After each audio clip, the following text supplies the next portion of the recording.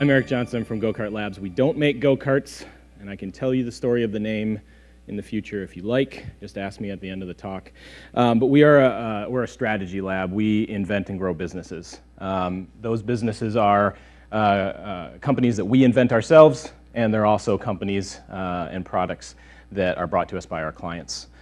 Today I'm here to talk to you about more of a conversation that we're having as an organization. And that conversation is, how do we shift from project management to a more product focus in our work? There are a lot of compelling reasons for this. It's a dynamic conversation that's happening in the digital space right now, and it's something that we feel we need to effectively evolve into, and we have some ideas. I'm going to share those ideas with you today, but I also think it's a conversation that we can all engage in a broader sense as well. And I'll set it up just a little bit. In the tagline for this presentation, I had a quote in there from a colleague of mine at GoKart, and that was, projects are built to end and products are built to endure. And I think that really kind of exemplifies the sort of thought process behind a project. You can have a really well executed project that does nothing to accomplish the vision of the product or the service that it's trying to provide to a user or to a community or to a person. You may have a really great risk mitigation plan. You may have, yes? What's that? Jason Schurslicht said that from GoKart Labs. And now of the Big No, a company that we invented. You can have a really great risk mitigation plan. You can have a great project plan. You can be using some really hardcore waterfall process, some really cutting edge agile process.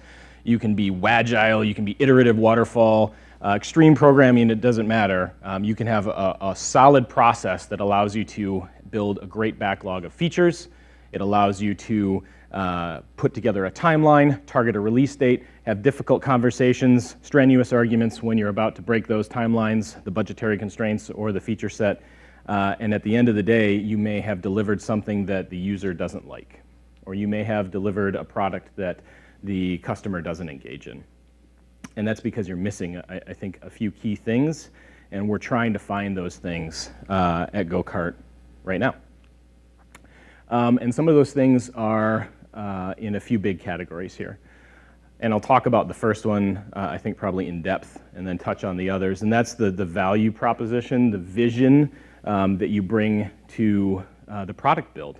The vision is usually inspired by a person, potentially a group of people, but it's typically somebody who says, I believe. I believe that we can change the world if we do this, or if we build this. I believe that 140 characters is the best way to communicate with the world, no matter what, and we should build a platform that does that. And later, I'm sorry, I believe that 140 characters isn't enough, and medium now is the way to go, and we should communicate with the world in long form. But both of those companies, arguably very successful, started with a belief statement, and it was a very constrained belief statement, and it was a belief statement that carried them through to a product state that was not driven by a risk mitigation list and a Microsoft project plan or a Jira backlog or some type of hardcore project process. It had a much longer term to it. Products also have focus teams.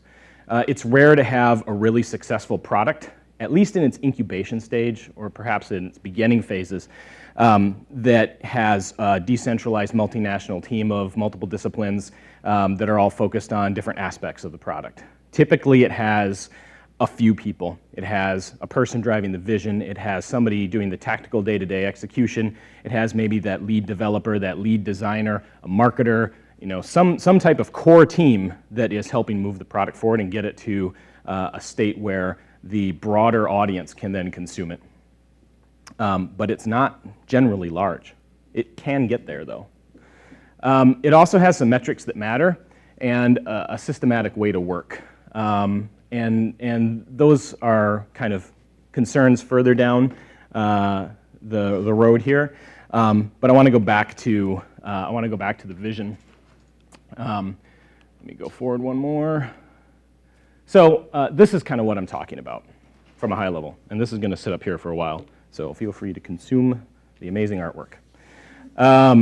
The vision is driven by that person that we call a visionary.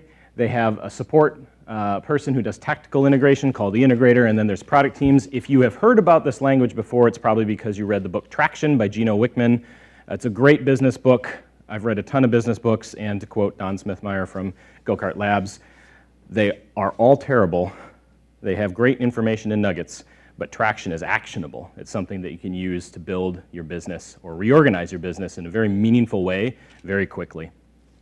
So this is an organizing model that they propose and that we've co-opted from a product standpoint. The purpose of the visionary, the purpose of that person who has the idea or the long-term vision is to say, I believe, and this is where I want to go. And I don't know exactly how to get there. I have some ideas. I'm going to push on everybody who's a part of the team to realize those ideas as quickly as possible. I'll change my mind periodically. I may make decisions that don't make sense from time to time, but at the end of the day, I hold the vision and I push the company forward. You then need to support that work because that visionary is going to be inept at actually taking care of the tactical execution on the day-to-day. You do not want the visionary talking to your lead developer about how to build the product. You do not want the visionary giving design direction to your design team because it'll turn into make it pop, it'll turn into I want more punch, it'll turn into it's not that. But it will be meaningful feedback, but it needs to come through somebody who can play the role of translator, play the role of integration, and that's the integrator. That's the person who works with that visionary to say, I hear you, and I think I know how we can get it done. And in order to get it done, I'm going to need a team. And that team is going to look different depending on the effort that we're putting forward. We may be design concepting. We may be evaluating the market for our product. If we're evaluating for the market for our product, I probably don't need a developer. I might need a designer. I need marketers. I need business analysts. I need researchers. I need people who are good in the social space to evaluate the opportunity. And I don't need a ton of them. I need a small focused team that helps me do that work. So give me 4 people, give me 6 people, and I'll get that work done. And you'll have to wait on your next part of the vision, Mr. or Mrs. Visionary. But once I have some direction, we'll come back together and we'll start talking about how to move to the next phase of the product development lifecycle, and that's rebuilding the team again. Now we have some actionable work to do. We no longer need the exploration team. We now need a different team that helps us actually build potentially a prototype, an MVP, some type of experience that I can put in front of the user and get tactical, actionable feedback. And that'll happen again and again and again as you go through the course of the life cycle. I should also note that there should be, if possible, another team of people that can help advise the team as they go, and that's an advisory team. That's a team of people that may have been through this before. It could be like a board of directors. It could be a group team, a team of coworkers or colleagues that have done similar work in the past. But they can provide some outside context. It's not rocket science when you draw it like this, but it's hard because none of this comes with a day-to-day structure. None of this comes with the Kiko as the visionary. You're going to build Project X, and I'll be your integrator, and we have a team. Now what? What do I do? And you end up going back to the tenets of project management and trying to figure out what your roadmap looks like, trying to figure out what tools you're going to use, trying to figure out what your day-to-day business rhythm is going to be. And I feel like the answer to that is you have to pick a methodology or a paradigm to work within. At GoKart, we choose the agile methodology. So we work in daily sprints, we work in weekly retrospectives, we work in quarterly planning sessions. We use some of those tenets to augment this sort of exploratory business process. It seems to be working well. There's a few gaps. We get lost a little bit when we start trying to really define what we're doing and really evolve the product into the future. Going back to the visionary, though, that's a really difficult position to figure out in your organization or in your product startup, specifically because in many cases, you're team of one, and you have to be the visionary and the integrator and your lead developer and your designer all in one unit. So you develop this sort of schizophrenic kind of multiple personality disorder that's trying to hold yourself accountable and push yourself to break boundaries at the same time, and it can be cumbersome. I would encourage people that are in that position to look for support, to look for colleagues, to look for partners out in the world. I know in Minneapolis we have a fantastic developer community. There's plenty of other developer communities around the country that are as vibrant, but there's plenty of people who are willing to vet your approach, to listen to what you're trying to accomplish and provide their experience, provide feedback on how they might accomplish the same problem. The integrator itself, that role is a difficult one because you have to put the brakes on the visionary. You have to be the person who says, stop, we've gone far enough for this release. We need to think about what our users really need and deprioritize this stuff that you want to get to in your long-term vision. Perhaps you're building a game and you have all these new features for gamification and you want to have a social community with competitive leaderboards. That's great, but it doesn't work on Android yet. We need to get an Android release out first with the basic functionality. As the integrator, I'm going to hold your vision in my head and evaluate it and then put together a roadmap with the team to figure out the next tactical step forward. You still need project managers. You still need the structure that they provide, because once you identify your, we'll call it a sprint team or a release team, however we want to put that nomenclature together, you need somebody who holds that team accountable to deliverables, to timelines, to understand sort of what is required for them to produce high quality work. Back up to the previous slide and talk a little bit about the metrics. So we've talked a little bit about the value proposition, the visionary, holding that. We've talked a little bit about the focus team, how to construct that, at least from a high level. There's tactical components of how to put that together. But metrics that matter, that's a huge piece of the business that we do at GoKart and that a lot of us do intuitively, but it needs to become a substantial, overt component of your business. What are you measuring? Why are you doing what you're doing?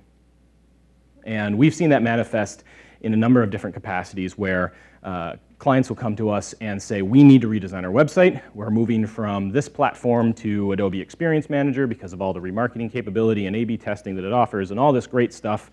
And at the end of the day, they haven't answered a question of, well, who's your user and what do they need? So, and then how are we going to test that? We like to use the analogy, we like to bet the garden, not the farm at GoKart, So if we're going to redesign your website, what page, for example, receives the highest amount of traffic? Great. What analytics do you have around who's using that, where they're coming from, how you engage with them? We're going to use some non-developer tools. They can be developer tools, but typically aren't, like maybe Unbounce or Optimizely from a landing page standpoint. We're going to spin up a landing page. We're going to try a couple of design concepts. We're going to spend 10 grand learning about how to optimize that single page, and then we're going to take a step back and figure out if we addressed the concerns of the user. Did we route them where they needed to go? Did we give them the information they were looking for? Did we get the signups that we wanted? Whatever the use case is, did we take action, and did they respond to that? And then we'll learn from that, and we'll do it again. And we'll do it again, and we'll do it again, and we'll do it again until we've found an approach that speaks to your user base, till we've sussed out the components of what you're trying to deliver from an organizational standpoint, what value you're offering, and if the users are seeing that value. And by that time, you aren't going to be concerned about the budget spend because we're moving the needle in the right direction. We'll have increased signups. We'll have increased traffic. We'll have increased donations. Whatever the metric we're trying to track, we'll have addressed that, and we'll be in a good place to keep moving forward. And it becomes less of a conversation about how do I redesign my entire website and more of a how do I deliver value to the user, which then informs the conversation of how do I redesign my website. What technology do I use? What design principles do I want to exhibit? And the systematic way to work is, again, back to that rhythm. The key important part of the team is that the team agrees how they're going to work. I've been through a lot of iterations of project teams out in the world. Heavyweight agile, heavyweight waterfall, enterprise, startup, solo, and they all have merits and detractors. But the one thing that works really well is when the team says, we're all in, I will be at stand-up every day, it will be 5 minutes. I will be updating the Microsoft project plan that has 4,000 rows and 152 weeks of development time. I will reference it religiously. As long as the team agrees on the tools, the methodologies, and the tactics that they're going to use, they'll be engaged and they'll get the work done. And the second piece about that systematic way to work is flip the model. The integrator and the visionary in the slide that I show after this, it looks kind of like an organizational chart, but really it's just a decision-making structure from a vision standpoint. Actually, the capabilities team is in charge. They should be driving the execution. They're given direction on what needs to be accomplished, and they should be telling the leaders, the visionary, the integrator, this is how it's going to get done. This is when it's going to get done. And if you want those two things to change, then this is what will be different. We'll have to do a different technology. We'll have to not accomplish these 10 features that you requested. But your team should drive the effort. They should be empowered to do that. They should be given the capability, both from a career development standpoint and also the empowerment from a management standpoint to make executional decisions in the day-to-day work. Without that, you're herding cats, or you're directing disgruntled people who aren't really showing up, for their work on a day-to-day basis. They're cranking widgets, and nobody wants to crank. People want to do meaningful work. People want to make decisions. They want to have impact. So from a high level, it may look organizational, but when you think about it from a tactical level, your team members are the ones that are really driving the effort. All that being said, this is an iteration on how we're trying to work. This is a step forward into a place where we did, I don't know how many projects that are project-based executional work, and we're trying to move into a direction of, no, it's product, not project, and how do we think about that differently? Because it changes the lens. It changes the lens of how we engage with our clients. And I'll talk about one example where we had a client that was looking for basically a website redesign. They said, our website isn't speaking to, in this case, it was the educational space. It's not speaking to our students. It's not giving them the experience that they're looking for when they come and engage with the online classroom. And we said, great, let's see what we can do about that. And we dove into one of our products that we call Iteration Zero, which is a collaborative session where we basically do the following three things. We get smart about who they are, we collaborate with them towards a solution, and then we sprint to make that solution. During the course of that effort, one of our account strategists evaluated the work that was going on and saw that we were kind of stepping into the project space of indexing all the pages that they had and figuring out through user interviews which features we need to tailor and doing a technical evaluation of what's possible and feasible and not possible and not feasible. And she said, wait a minute, this is going to turn into a project where we do a website redesign, and you're not going to change the student experience, you're just going to give them a new set of problems. It's not going to be meaningful to them. So she killed the project, and it was sizable. I mean, it was in the order of probably $500,000 to $1 million. It was a sizable project, and she killed it because it wasn't the right work. The right work was to go back and restructure and put a product team together that evaluated the product experience as a whole and put the student at the center of the experience, not the university administrator, not potentially the marketer, not potentially the developer, but it put the student at the center and say, what do they need? And they may not need a website, actually. Maybe they need a connected mobile app. Maybe they need all the technology they have right now. They just need a different set of supporting infrastructure in the back, like single sign-on, so they don't have to remember 14 different usernames and passwords to navigate between the university systems. And while it may have reduced the amount of work that was required for GoKart to produce from a design and development standpoint, it put us in a position to help them construct a much more sustainable idea into the future for that business model. It allowed the university to take a step back and say, you're right, this isn't a website, this is part of an experience for our students that's made up of 14 or 15 different websites, a couple of mobile apps, a few in-person experiences, a paper form they have to fill out once a quarter, and they need a product that solves for that. So right now we're helping them build that product team. We're helping them understand who the visionary is, who in their organization is the person that says, I believe that the student experience is at the center of what we sell, and I believe that we need to overhaul our entire system to deliver a quality experience to them. And I will let nothing stand in my way, except the integrator whose job is to stand in my way and tell me what I can and can't get done in the short, middle, and long term. And then I need a team of people that are going to be able to challenge both the integrator and myself and say, yes, we can, and it needs to be done this way, which is an important turn of the phrase, not yes, but, not no, however, but yes, and. Yes, that product is possible, and you need the following constraints. Or yes, we can get that done, and it needs to look a little bit different this first time around so we can learn, and then we'll iterate for the next revision. Like I said, it's a work in process. I'd love to hear feedback, both in this conversation from the live stream or ongoing at Twitter. I'd love to, have anybody who's welcome to just stop down to GoKart Labs and talk about this kind of stuff. We're open to the conversation in the community. One of the things that we feel is super important is, there's the old adage of, imitation is the best form of flattery, something in that regard. We feel that's true, and we imitate people that we value. We value companies like IDEO. We value small business owners and entrepreneurs and startups, and we feel like there's a lot that we can learn as an organization, and we want to share that knowledge with the broader community, and we want to spark that kind of dialogue. There's a listserv that you can sign up to. Man, I'm old. Listserv? Did I say listserv? Mailing list? Whatever. That you can sign up for on our website. It's our lab notes, and what we do is we do author our own content there, but we also try and aggregate a lot of great content from thought leaders around the industry as well. I would encourage you to sign up for that and engage in the conversation, engage in the dialogue. I feel like the digital age that we're in right now has never been more transformational.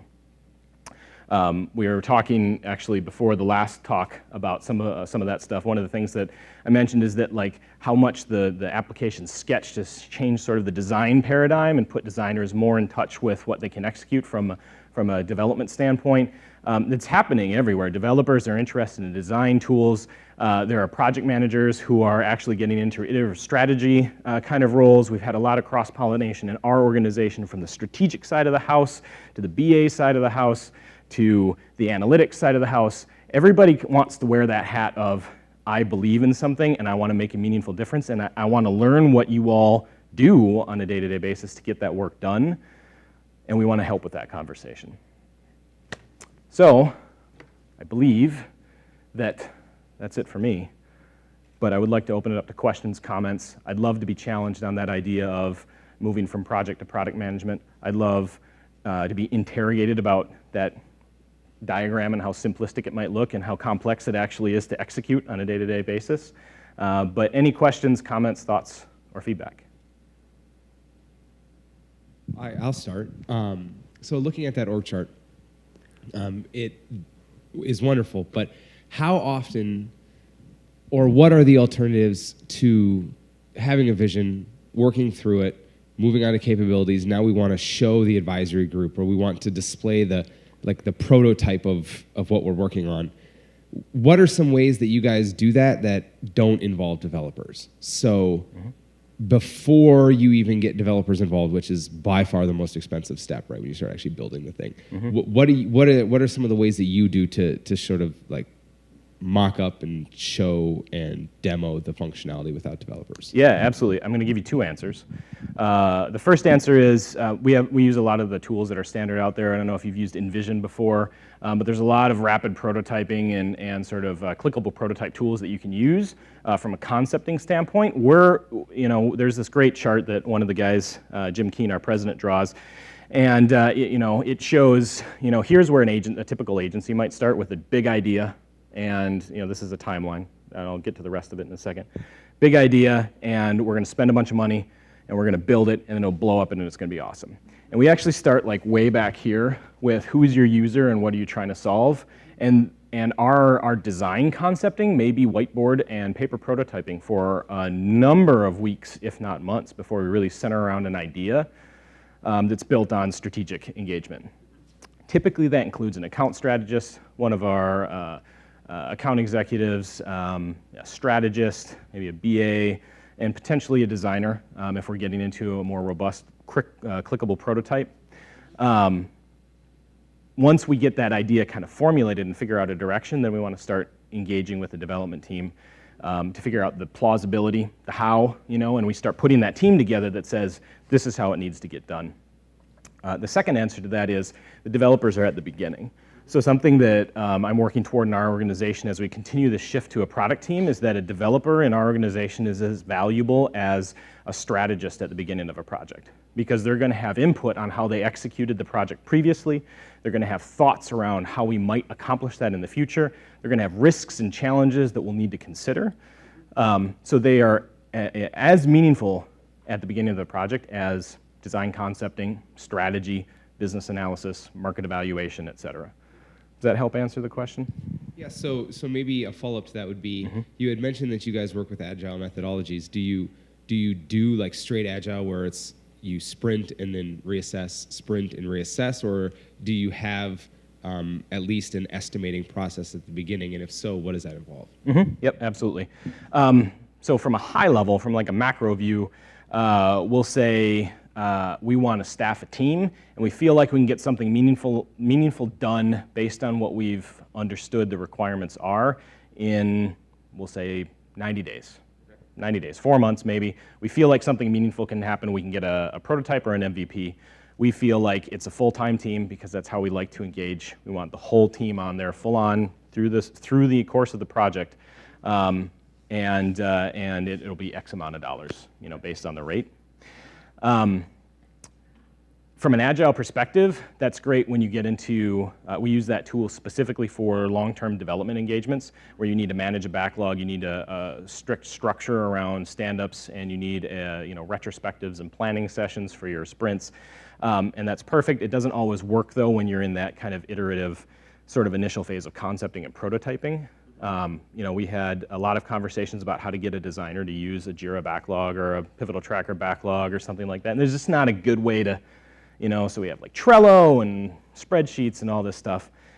But what helps is having a product team structure in place where you're empowering the designer maybe and the developer to build the roadmap forward. So we have a couple projects right now that are in that prototyping, concepting stage where it's the team that's creating the artifacts. There is no project manager. There is no direct oversight by somebody coordinating the effort. The team itself is generating the product backlog. The team itself is generating the feature roadmap. So it's an empowerment piece to that as well. Does that help answer the question? Cool. Other questions, Erica?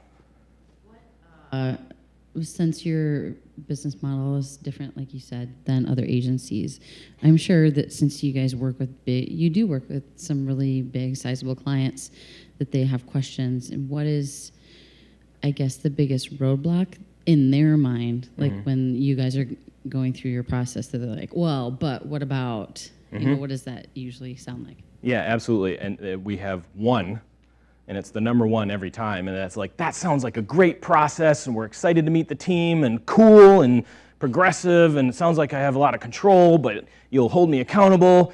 What do I get? Like after 4 months, what do I get? Because our documentation and our strategies are all crafted around the idea of we're going to solve a problem for you. We're going to speak to a specific user for you, and it's not you will get a website that has 14 to 18 pages, and it will have one RFI form, and it'll connect to your back-end database to do X, Y, and Z. And so that I would say is the biggest roadblock. And the way that we try and address that is training the client. So helping the client understand how to work in that paradigm, how to work in a paradigm where step one is defining what the rest of the steps are. Step one isn't getting a list of all the steps unto done and then the release date and all that. The first step is I got to figure out what we're doing next and how that's going to be envisioned. And the goal for us with our clients is that the visionary should be the client. The visionary should be somebody who's trained on the client side to work within our paradigm, to work within our processes, to be that person who understands where they want to take the product. Because often that's not the case. Often you work with a client and the person you're working with is a product owner, maybe, product from an agile sense. Maybe they're a project manager, maybe they're a mid-level manager in an organization, but their purpose there is to just tell you, I have a list of things that I need you to check off. And our goal is to make them a visionary. And then the next step is to find their integrator. And then the next step is to find their team. And then we move on to the next engagement within that organization or the next engagement with the client. But we want to train our clients to work how we do. And we're actually, after 2 years of effort with a particular one, we're at the point where at the end of this year, we'll be largely transitioned off our team, and they'll have a visionary, they'll have an integrator, they have a product team with developers and designers and BAs and the whole 9 yards. And they're actually working on a methodology that closely resembles what we've been using for the last 1.5 to 2 years. Does that answer your question? Other questions, comments, feedback? Can you talk about the unique challenges that come along with hiring for this sort of team building and how it's different than if you were just working with a straight agency team? Mm-hmm. Hiring unicorns? Yeah, absolutely. Yeah, it's tough. I would say that the biggest challenge that we face as we grow as an organization is hiring, which isn't necessarily a unique challenge for businesses, but we find it challenging because at least from my experience in the development team, in the business analysis team, and in the design team, we typically have a 3 to 5 month hiring arc to find the right candidate for a position. Because we're looking for somebody who can play a role at the table as a strategic thinker. We're looking for somebody who exemplifies the core values of the organization, which we have a great slide share out there that you can check out from a core values standpoint. But what we typically look for when we're hiring is somebody who has the fundamental problem-solving skills, and we talked a little bit about this earlier, the fundamental ability to push back on direction that they feel is not the best for the organization or for the product, and provide a solution. It's the yes and conversation. We've hired people straight out of high school and college, and we've hired people that have been in the industry for years. Jim Keene, our president, came from General Mills as a marketer. One of our best designers, Connor, is relatively new in his career and is totally rocking it out. He comes to the table within his first couple of months. I think he was presenting to clients with ideas and thoughts and without direction from the strategy team or others. So it's kind of like that unicorn mix, but it's less about tactical execution of your job and more about capability to problem solve. And we'll teach the rest. Thank you, Eric, very much. That was awesome. Thank you. Thanks, everybody. In 20 minutes.